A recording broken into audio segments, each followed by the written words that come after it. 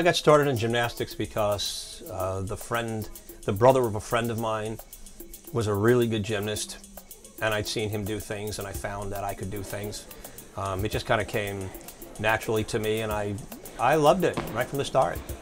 I've always had an interest in cheerleading, and I grew up in this gym, so I was working here doing some classes, and I wanted another challenge, and since I was so interested in cheerleading, I decided to take on a program. I had coached town league teams before, and some kids were interested, so I just wanted to start my own.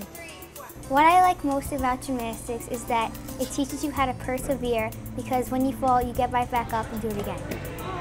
When I started gymnastics, I was probably 2 years old, and I was in Mommy and Me classes with my mom, and I decided to stay with it because I loved the thrill of being able to compete against other people and see how good you are.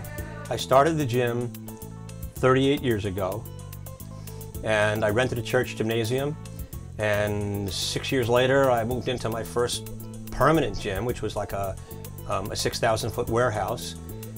Mid-Island is so successful because we're like a family here. We have 85 great kids, great parents, great talent, great dedication. The girls love being here, we love being here with them, and at the end of the day that really means a lot to everybody that's involved. My favorite event is bars because I like being able to swing and fly in midair. The best part about Mid-Island is probably the coaches, because they're very caring and they help you out a lot.